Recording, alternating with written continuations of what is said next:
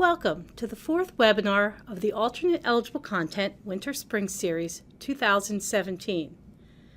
If you remember, last November, we sent out a survey and asked for what you wanted to hear about in regard to alternate eligible content this winter-spring. This topic, data collection and decision making, was a very popular topic, and we wanted to make sure that this was included for you in this winter-spring series. So thank you for taking part of that in that survey, and thank you so much for joining us today. If you are new to alternate eligible content and the essentialization process, we invite you to visit our patent website at www.patent.net and select the educational initiative, Students with Significant Cognitive Disabilities. On this site, you will find a link to previously viewed webinars, as well as essentialized examples. And don't forget to keep checking back with those essentialized examples, because more are added on a regular basis. So let's get started. We welcome your questions and comments. We ask that you send your questions or comments to the web address that's on the screen and reference the date 4/19/2017. We will include answers to all the questions received in an FAQ posted with the recorded webinar following this session.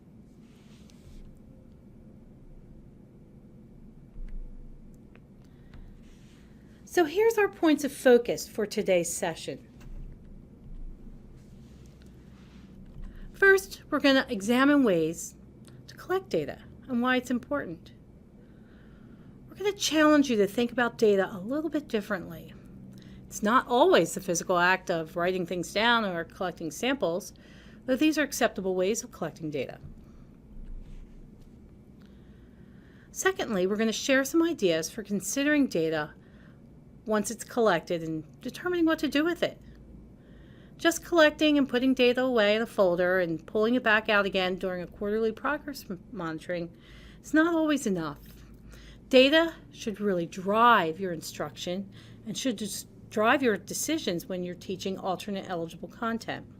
And it should be more on a daily and weekly basis so that we can start seeing students demonstrating learning and achievement and mastery of the content. Finally, we're going to share some tools and give you ideas about different levels of data collection. So what tools might be helpful, as well as some suggestions for displaying data. And these are just suggestions. I'm sure many of you are already using excellent tools that work for you, and that's going to be the key. What's a good match for you in your classroom? What's going to work? What's going to make a difference and make it easy? It shouldn't be extra, but also be informative for you. So let's get on the same page, and we're going to think about data, and like I said before, we're going to challenge you to think about data in some different ways. Data, first of all, is really critical in helping you inform learning. So as you teach, you're going to be checking in with your students.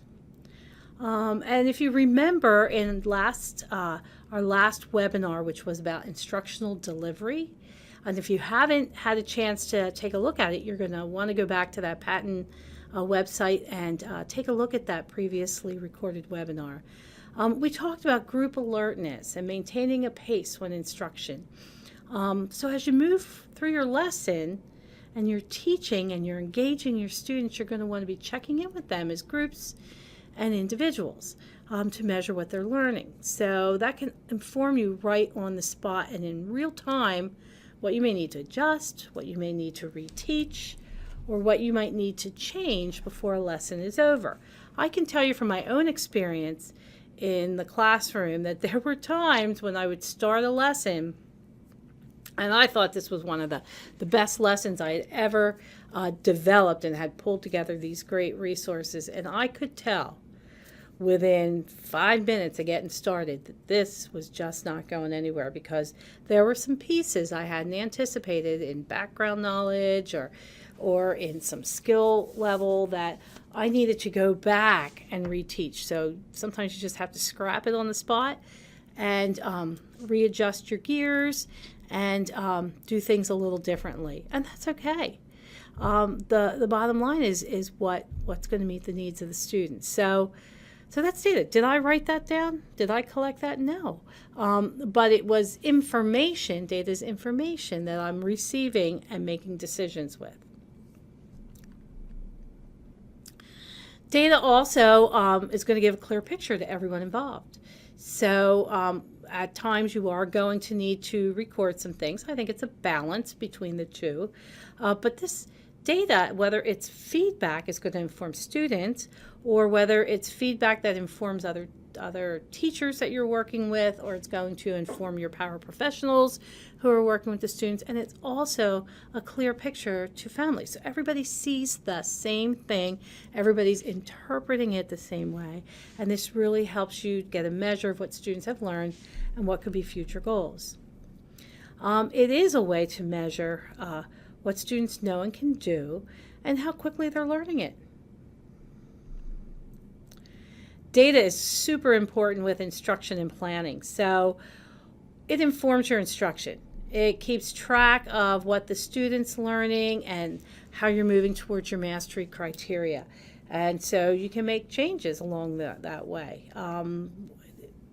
It also sees if you're getting off track, how to pull yourself back and pull your students back. It also assists you in making decisions about your delivery types and your changes that you might need when you're planning and you're saying, what am I going to do next? What are my next steps?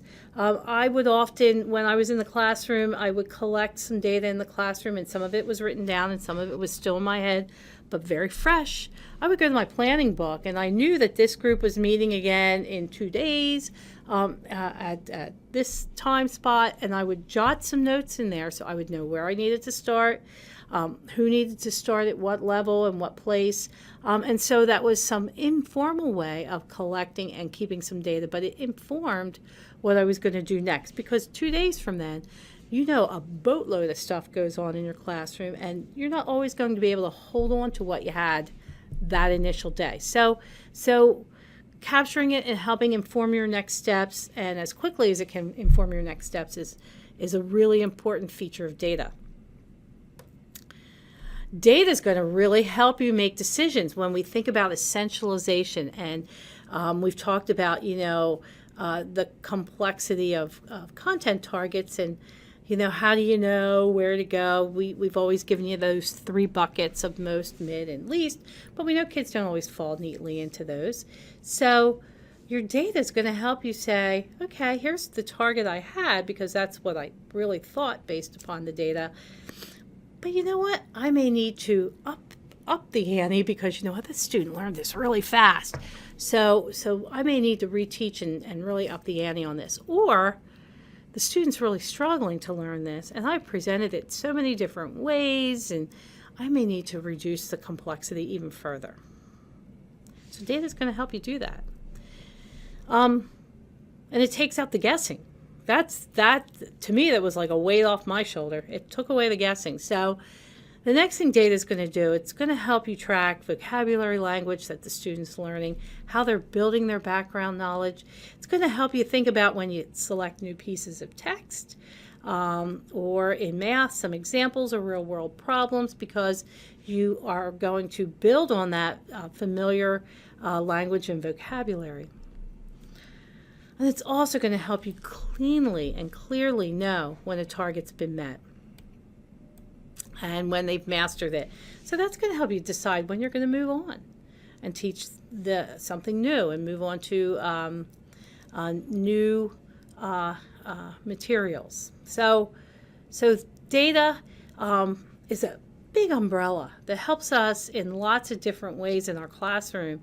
And again, takes a lot of the weight off, because it takes it from being a very subjective kind of judgment to being very objective. You know, it is what it is, and that's going to help us move the student forward and make decisions. So let's think about some of these data considerations. I'm going to pop some questions up and pause, and these questions I want you to really think about. I'll give you a quick pause second to think about how it relates to you in your classroom. What are you currently doing around data? And then thinking about what you want to learn about data as a result of our time together in this webinar. So first of all, are you collecting relevant data? What are you collecting? How does it relate to the alternate eligible content that you're teaching?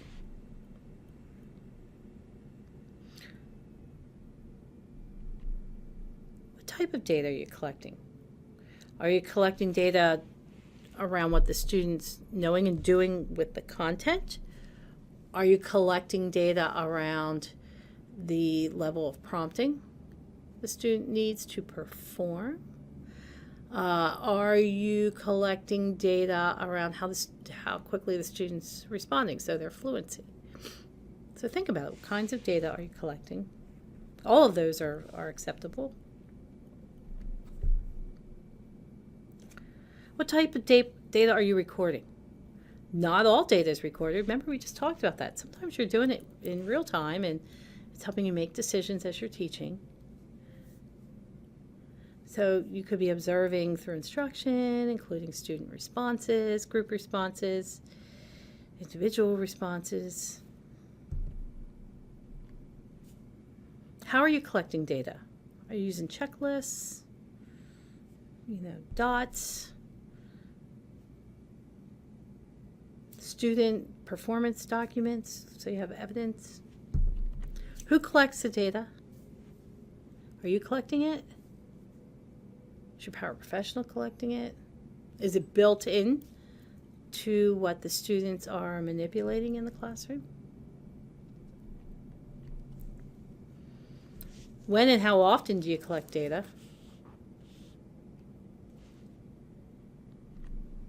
What do you do with it when you get it? Where's it go?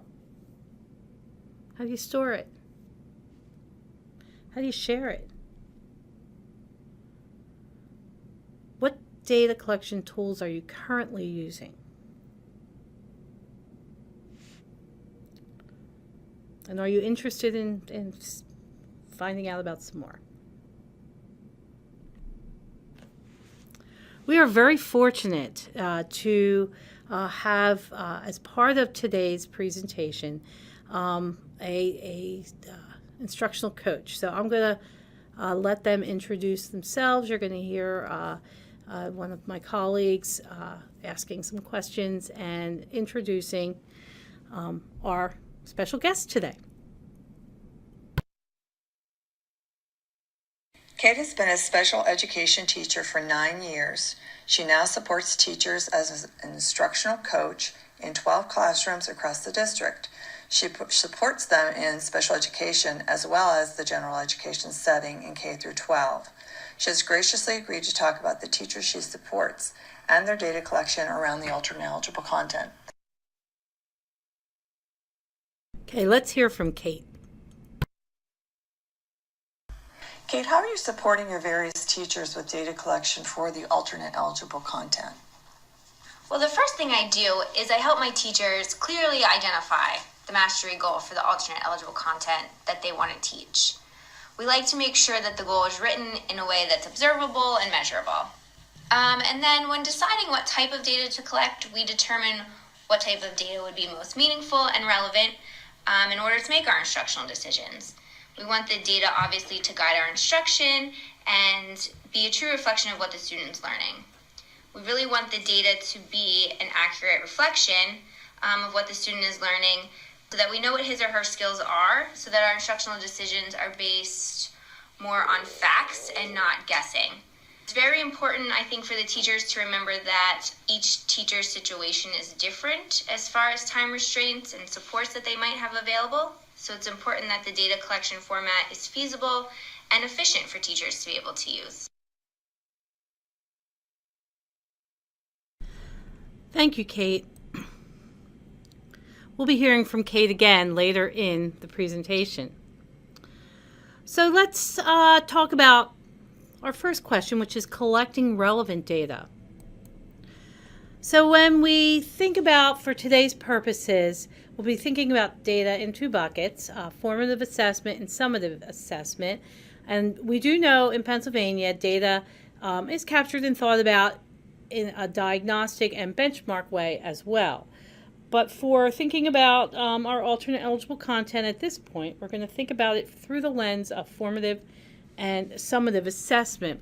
So I'm sure you are all very familiar with what formative and summative are and what the differences are. But just for clarity, we'll define them. You can take a second and read that on the screen.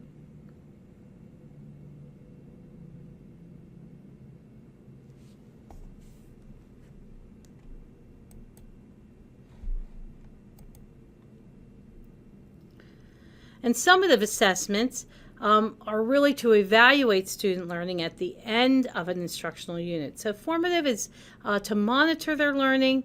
Summative is to really look at what that goal is and to evaluate what they have learned. So when we think of more specifically, formative assessments really are guiding our instruction throughout the day and as we teach alternate eligible content. So when we think about collecting relevant data, whether it's summative or formative, we have to think about first, we need to review our alternate eligible content, intent, and the mastery content target that we've established. So in this particular example, if you remember our example with identifying characters in the story, so after being read to, using an unfamiliar story, the student will identify or find two characters in a story part and describe, show, or find what the characters did. And we have measurement criteria there, 100% and 5 consecutive probes. But what we have highlighted in red are the specific pieces of data we really want to collect. We want to collect, can they identify and find two characters? And if you remember when we code to essentialize, what do the students need to know and do and in what context? These are all relevant pieces that you're going to want to make sure that you're measuring.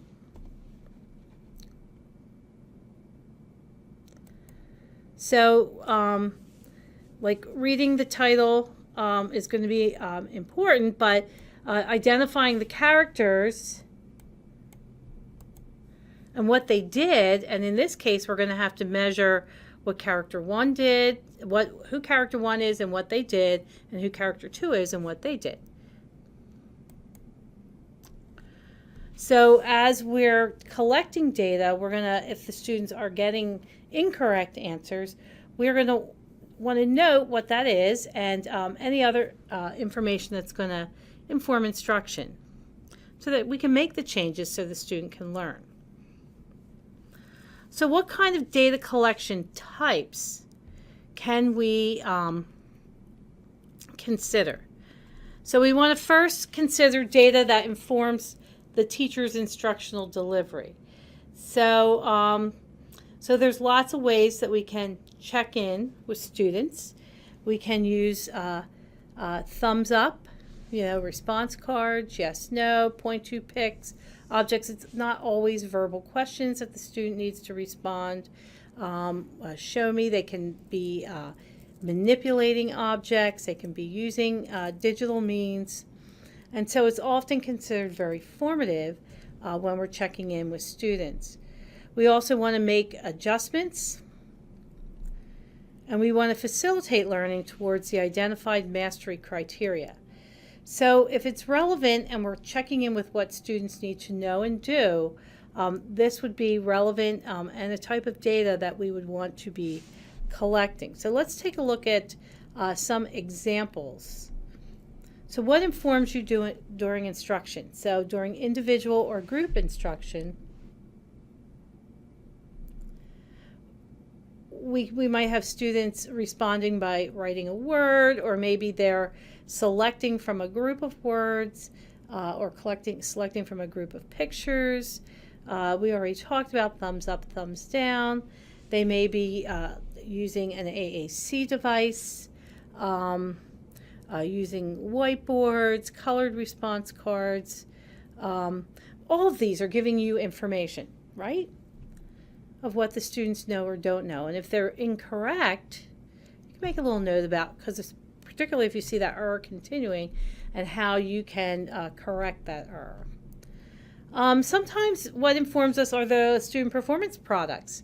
Maybe they're working on putting something together or manipulating things on a document or on a board, or maybe you're using a smart board and they're moving things around. That's going to inform you what their product would be. And it could be something writing, it could be something that they're using technology, it could be putting information together. In the case of the picture I just showed, there were students who were walking a number line, so they were working on positive and negative numbers, so we were watching their performance. And you also might be thinking about, remember we talked about, how independent a student is, whether we're looking at prompting. We could also be looking at the rate of engagement. How much are they participating in as a group, or are they working in partners? So all of that informs you. So there's lots of ways to collect that summative, or how we're evaluating whether or not a student knows the content that's been taught. We sometimes call those probes, and sometimes we do them cold outside of context to see if they've learned it. We're going to want to think about probing or looking at the student as we generalize across different areas, and that's also another example of some summative data. So it's collected, it's recorded, it's shared, and it's stored. So let's take a look at some data that's going to inform student performance and achievement. And it's after instruction over a bit of time. That's why that hourglass is there. We want you to remember that it is really over a period of time. So it's not necessarily pencil paper. It's not how many worksheets they complete. It could be the students could be demonstrating something. They could be responding in a fashion, in a one-to-one kind of situation. It could be observations. You could be collecting that summative data, as in that case the students were walking the line and they were being, at some point, we were collecting and making tags after practicing and after instruction and guided practice, what were they able to show. So if you see the teacher there collecting some data. And then you also have your products. And that's probably what we're most familiar with, student permanent products. And it could be as simple as, a worksheet or manipulatives that the student is showing us using maybe DigiBlocks. Or it could be something that's Kidspiration, where they're manipulating things to show you how two stories are the same. So those are some of the types of data. So we've talked about relevant data and types of data. Now we're going to think about how to collect some data. So when we think about how to collect data, we're going to think about, first of all, some formative data. So you can be collecting that, like I said, very informally through just observation and during instruction. You could also be collecting it maybe because you want to collect it to help inform you on next steps, but it could be very simple. So we talked about collecting information about language and information about vocabulary. So it could be like you could have the vocabulary words just printed out and just make checklists if they're able to demonstrate to you that they know them. Maybe you're doing a pre-assessment with a paraprofessional is recording this. And in this case, the student was able to demonstrate they knew all of them, but they didn't really know Scaredy Cat. So we know we have to go back and reteach that. So that's going to inform us. But this is how we can collect it. There is no rocket science involved here. So, and I'm sure many of you are already doing similar systems. Another way, and we're going to pull in some of those essentialized examples because we want you to see this all connects. This is not in isolation from the resources we've already provided you. So in some ways, you can just use things that are already in a book. You can collect information. Remember, we need to know what the character's doing, and so maybe they've identified who Sheila Ray is in this story, Sheila Ray the Brave. And you can collect information by checking for comprehension throughout the story and measuring their knowledge towards the alternate eligible content, which is this event. You know, what's she doing in this event? You know, how is she playing baseball? Is she stepping on cracks? Is she riding a bike? So it's going to inform the student. It's going to give feedback back to the student what they're learning. It's going to let you know how well she's picking up this information before we're going to start really kind of collecting it and cold probing it. So she could be manipulating these pictures on her desk, or her and a group of students could be manipulating the pictures, or they're up on a smart board and you're manipulating things. Summative, you might want to, you know, up the ante a little bit, show me the character and tell or show what they're doing. So obviously we have characters there, but they're not all in the story, you know, so they're going to have to select the character, and now they're going to have to select what the character's doing. And in this case, there's a couple different correct answers and one very incorrect answer. But this is something you can look at how things are set up with your essentialized example to give you some ideas of how to set it up with the text that you're using. And we hope that that's a good resource for you. So you collect data the same way when you think about math, and this is our math using summary data to combine two characteristics to answer a question. So it's about, you know, reading these charts and these two-way data tables. So again, you start with your vocabulary, and you can have a little checklist. You could just have the vocabulary up and just keeping track of what the students are able to know and do by just probing and asking questions and having students demonstrate. And then you can also, based upon that kind of pre-assessment, keep track of what they've learned throughout your instruction. So now I want you, with your handouts, you, as part of the presentation link today, there were some handouts there, and I hope you had a chance to print them out.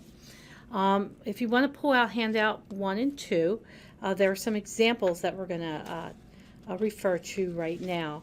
And one of the examples, and this was a quick table that we made up real easy for you, and you're welcome to use this with other pieces of content. But what we really did is a way to keep track of, through different stories, what the student, were they able to identify the characters and what they did. And you just, yes or no, you just circle correct, or they got it right or they didn't get it right, you know. And it could be the same story, just multiple dates, or it could be different stories. You could keep looking at the student being able to generalize it. So that's just one way, not necessarily the only way, just one way for you to think about it, to collect it. And also, here's another one. Here's a math one, and we did that correct. Either they got it or they didn't. Could they identify the title of the table? Could they locate a correct row, locate a column? Answer a question about the data table. These are all important pieces of being able to understand information about table data. But just, you know, for your just ideas. There's no right or wrong way. So in this one is another way to think about, you could put your target skill in, and did the student get it correct or not correct. So handout 2 is just a different way of looking at all of that. We added that student progress tracking sheet. I think we included this in a webinar last year, but we got a lot of feedback that it was helpful for teachers. It's just another way you just might want to write your targets in, and when you introduced it and when you mastered it. And some of these other pieces that you're looking at on the screen are just more smaller grains of what a general, I started it here, they got it here, if that makes sense. So that's exactly where we want to go, and that's what we have up on the screen here. So you have your student progress tracking. Here's a really more in-depth where how many responses are they giving you. and so that's a more complex level. Is the student responding or not responding? If you need to take a look at that. And then we also included handout 3 is really, vocabulary. Did they get it correct or not correct? Or it could just be a check or not a check. So just a way of you to keep track of the data, because it's going to inform you, especially if you're looking at dates and you're looking at the same vocabulary and you said, hey, they got it on this day but not this day. But I've always, when I've looked at data with students who would be eligible for a PASA, you look over time, because like everyone, we have ups and downs, and in this case we know our students have often have some inconsistencies in their responses based on a lot of different variables in their lives, which could be range from medical to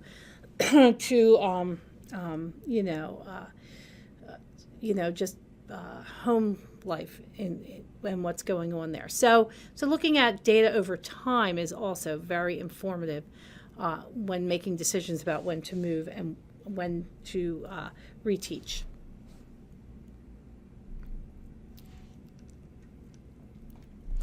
So let's hear from Kate again. What are some of the challenges your teachers discuss with you regarding data collection for the eligible content targets? The biggest problems that my teachers face is time restraints and the amount of data that has to be collected. So it's important that we make sure that the data we are collecting has a purpose. We all love to collect data, and we can take data on everything, but it's important to stay focused on collecting the data that's going to be most relevant. The key is to keep the data collection process simple. So in my classrooms, we've tried a variety of different methods to make this process most efficient. We've trained other staff in the room to take reliable data. We've limited the number of times data needed to be collected per day or per week. And we've really focused on making sure that we have observable, measurable content targets. Thank you, Kate. So now, when to collect data? You heard Kate say that that's one of the decisions that they really have had to make in order to make collecting data manageable. So you're not collecting data all the time, and nor should you be. But there are important times when you need to think about when are you going to collect data.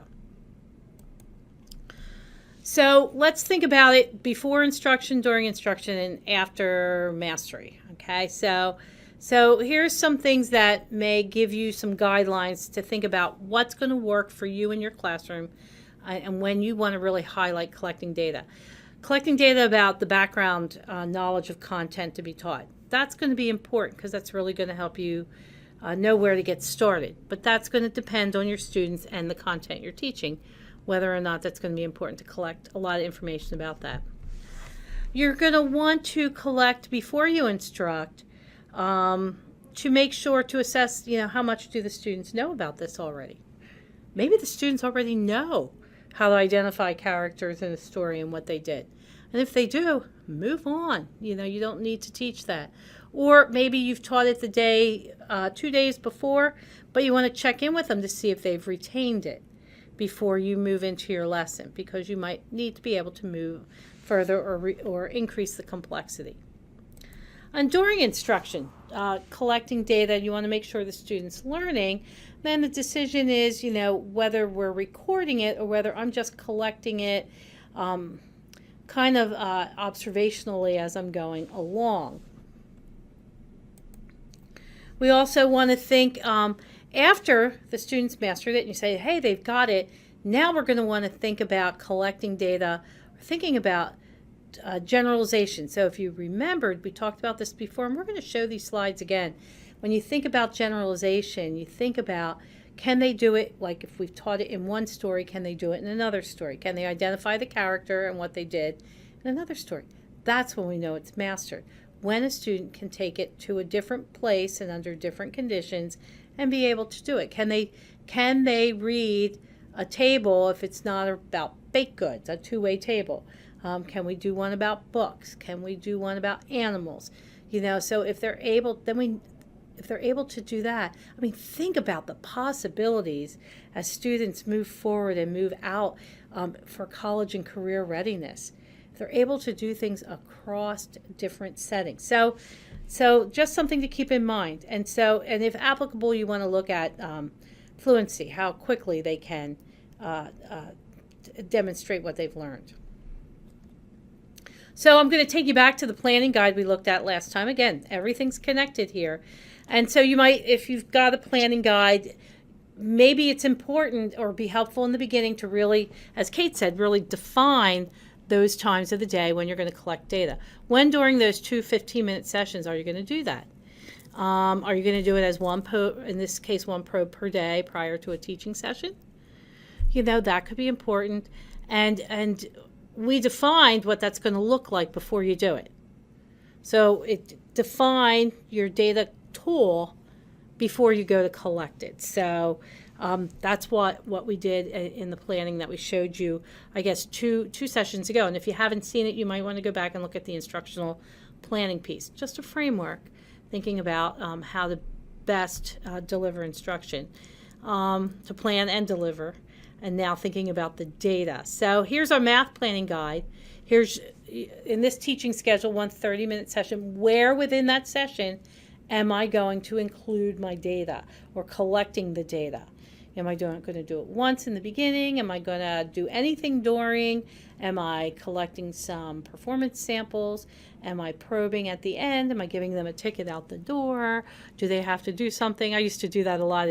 The kids, tell me one thing, one fact about, if we were, what we were working on before they could go out the door to their lockers to go to lunch. And it was quite the incentive. And I got some really good stuff out of my students that way. And it gave me a place to think about where I was going to start with them, to try to probe that before we started, when they came back together in a couple days around that same content.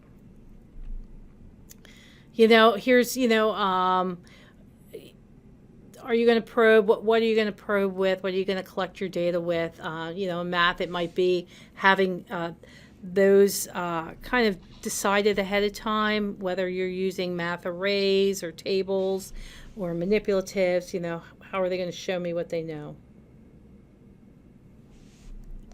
And then again, how are you going to collect it? What's your tool? Make sure you have that defined. So I promised you we'd see these slides again, and we looked at those. But thinking about generalization across stories, when you think about mastery, can they do it across people? Well, they read the story with me and answered the question, can they do it with my paraprofessional? Can they do it with their mom at home? Can they do it in the library? Can they do it in the classroom? Can they do it in the waiting room?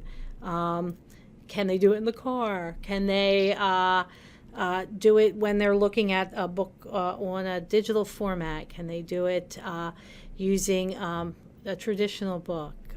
Can they use it with different newspaper? So you want to think about that to make sure that you can say, yes, they've mastered this. And then you have documentation. And there is no better meeting in the world when you're sitting across the table from families and you're able to share and show this is what they did, this is where they did it, this is what they did it with. It's awesome. It is very validating as a teacher. Generalization, in math, we talked about this before. If you're using two-way tables, use different ones, different content.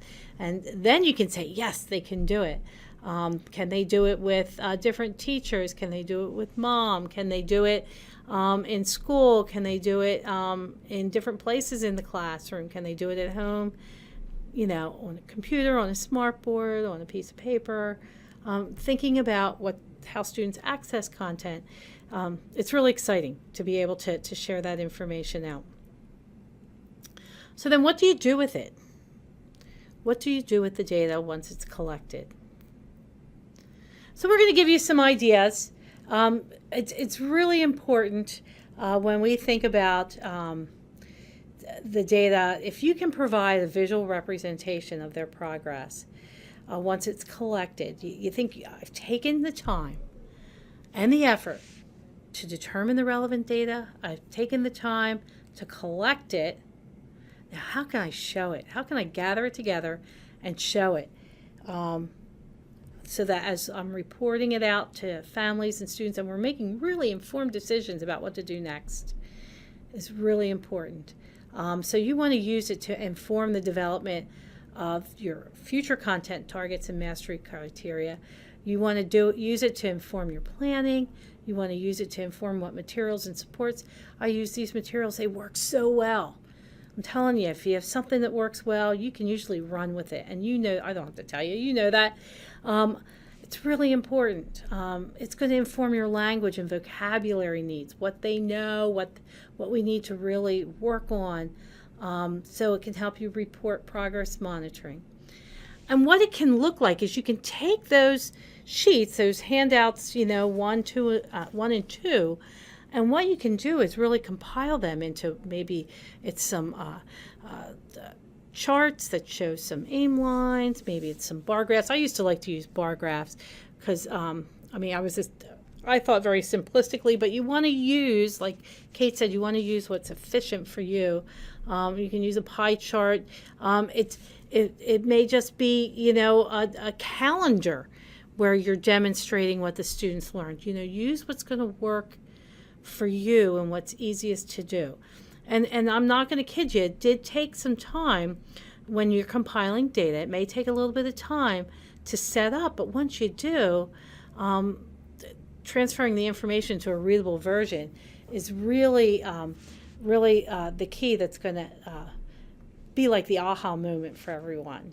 So I challenge you to think about it. We're going to give you some electronic tools today so you can plug data in and it just does it for you. When I was in the classroom, I did a lot of this by hand. And initially I was like, what? I was thinking to myself, what are you doing? This is crazy. But I can't even tell you enough that once you get to that place where you are reporting this out to folks and sharing it with them, and people are looking at it, and it is just the facts laying out on the table.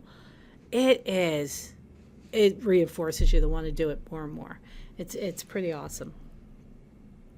And it's pretty awesome for kids, especially if they're sitting at those IEP meetings and they can see, validates what they've learned and what they've done. It's really exciting. So let's listen in once again to Kate.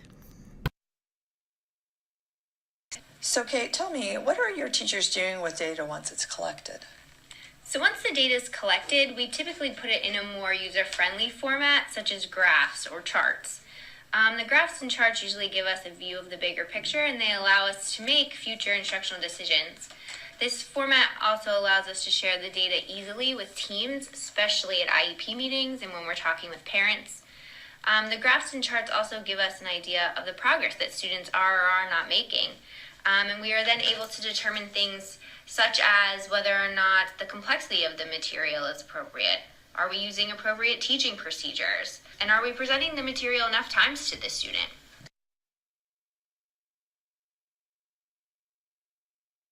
Thank you, Kate.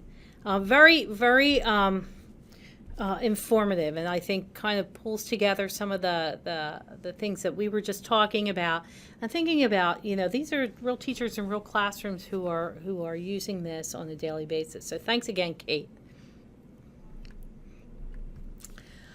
If you were with us in January at our webinar, we talked about data decision making, and we're going to reintroduce this chart, and that's your handout 4 if you want to pull that out. And really thinking about data collection and its impact with alternate eligible content and how you can make some decisions around that. So we always start with we're instructing the target of our goal or objective that's related to alternate eligible content. And I don't mean that as necessarily an IEP goal or objective. It can be. It could also just be a content target that you're collecting information on outside of the IEP, because as we know, IEPs don't contain everything that we teach, but they do contain the prioritized content that's going to be intended to be mastered within a year. But we can also be teaching other things along the way. So we instruct, we collect data. It's what we've been talking about for the past 40 minutes or so. So we collect data, and the student demonstrates achievement of the goal. So if it was essentialized and the student learned it really quickly, we're going to challenge you, and this is on the left side of your chart that you're looking at.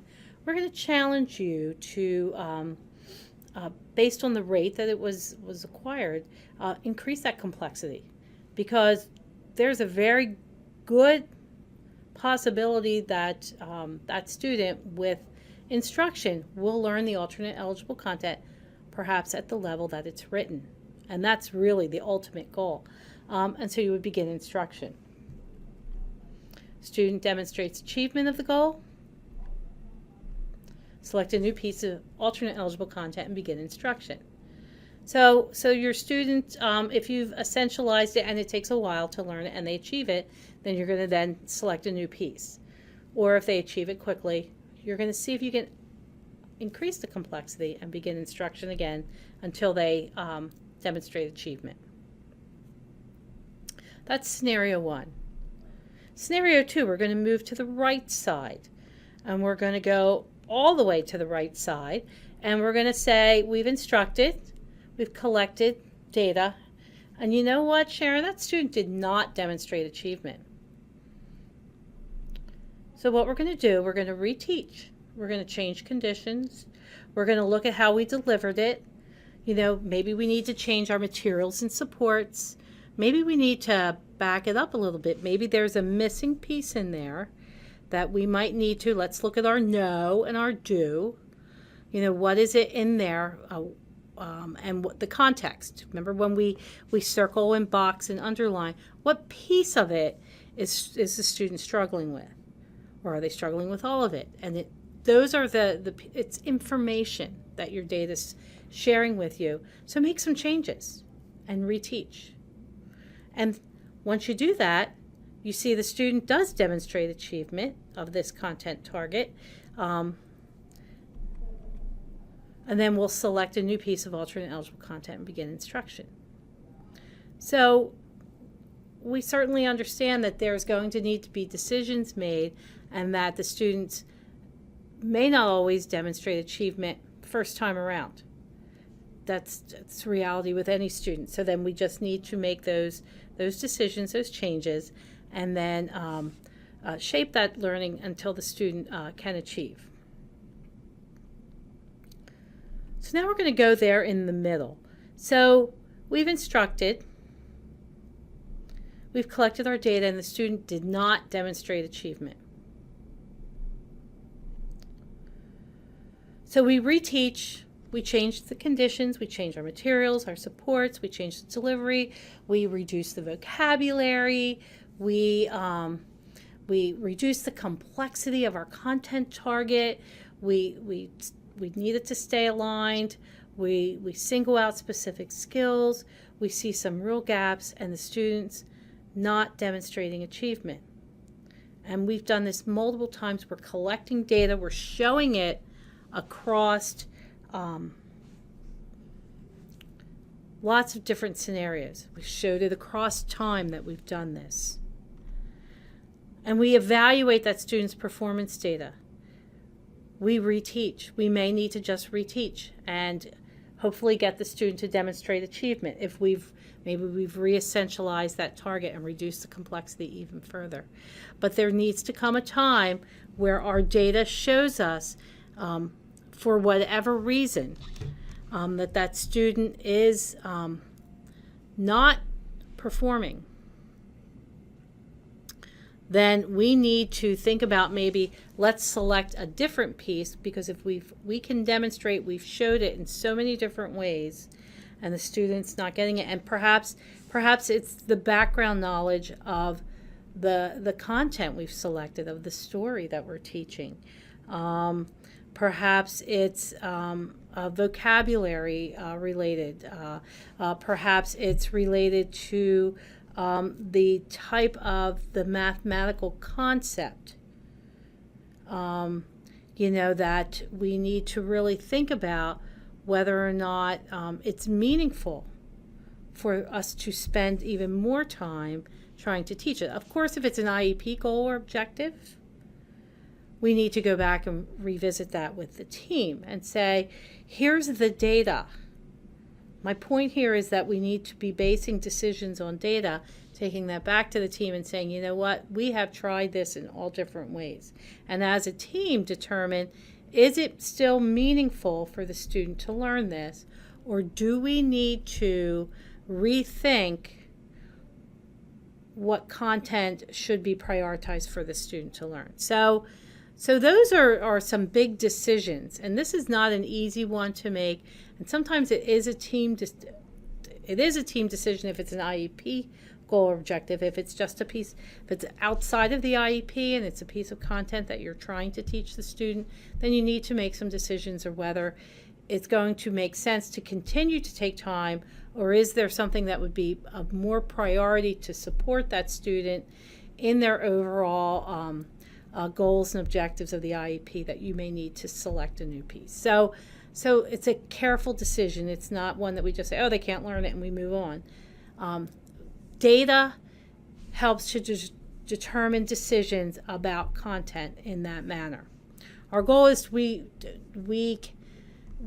should think about, high expectations for students, and that we can in some way structure it for the student to learn it.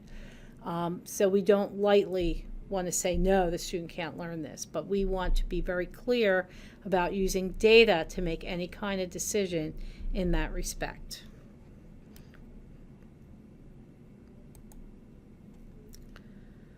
So we want to consider the amount of time it's taking a student to meet mastery.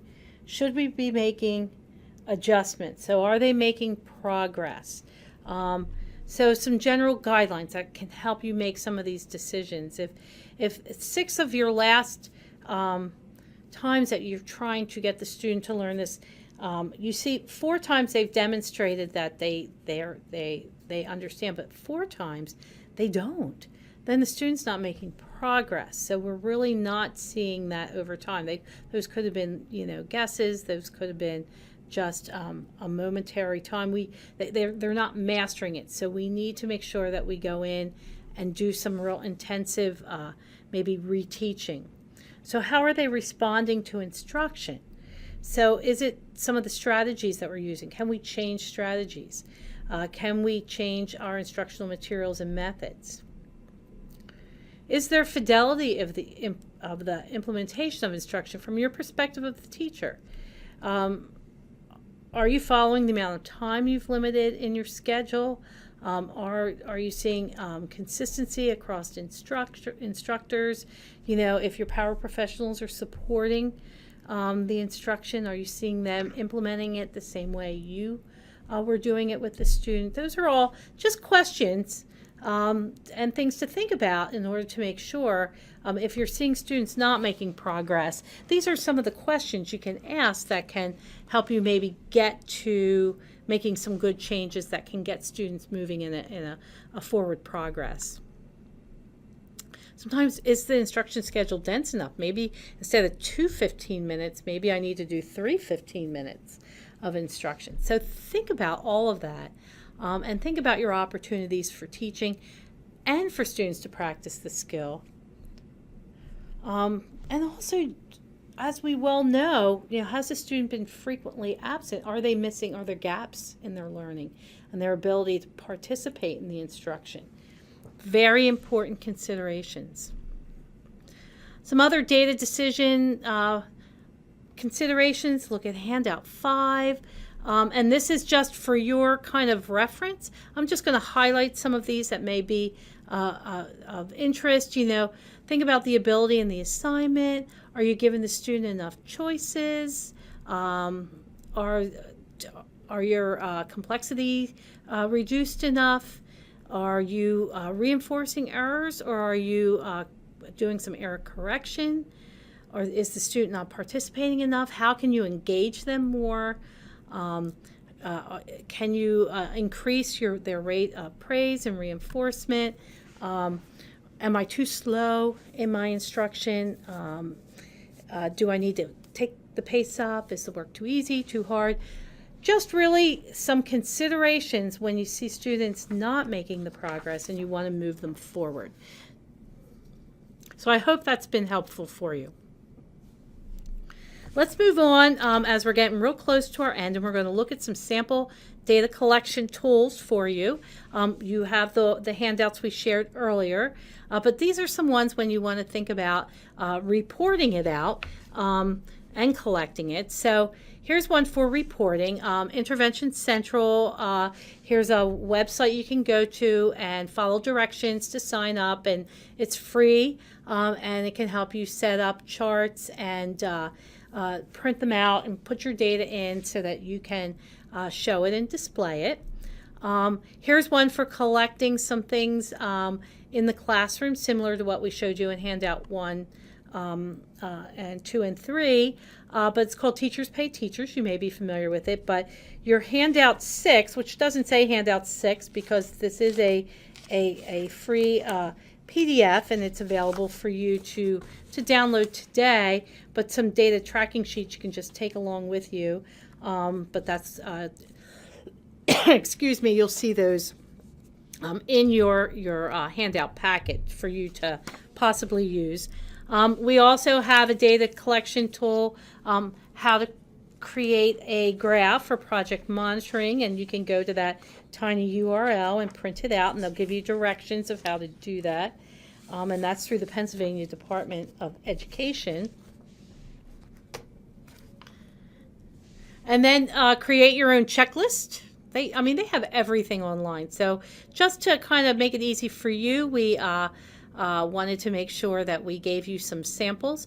Remember, they're just suggested tools. You can always make something that works better for your classroom or situation, or find another tool online when you want to collect recorded data.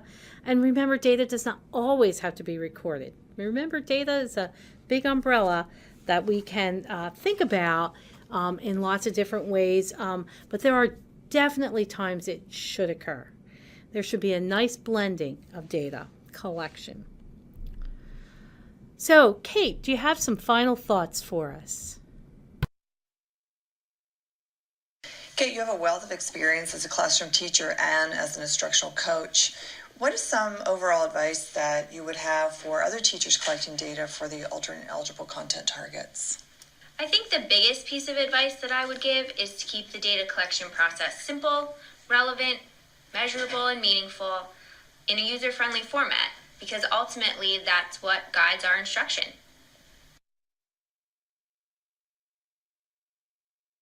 So keep it simple. I love that, Kate. Thank you so much. So that's going to conclude our webinar for today. And as a reminder, we did talk about ways to collect data to help you inform learning and instructional delivery. We talked about collecting and recording it, and we talked about collecting it observationally to make instructional decisions on the go. And we also talked about how to interpret and apply data in decision making. And we did give you a few tools that we would like to just be suggested and to just be a resource for you to help you collect and display data. Want to send a big thank you and a shout out to Kate Schaefer, who's an instructional coach and a teacher here in the Central Region, and we appreciate her input that she was able to share with you today from someone who lives it every day, just like you. So thank you, Kate. Reminder, we have one more webinar in our Winter-Spring series in regard to essentialized examples for writing and science, and look forward to you joining us for that session. And again, remind you, if you haven't signed up for our listserv or volunteer opportunities, please join us, and you'll get the most up-to-date information and information that will help you as a classroom teacher. If you need to contact any one of us specifically, I have Linda Lupp, our statewide special ed assessment coordinator, listed, as well as myself, and Audrey Capel would be happy to talk with you or answer any of your questions.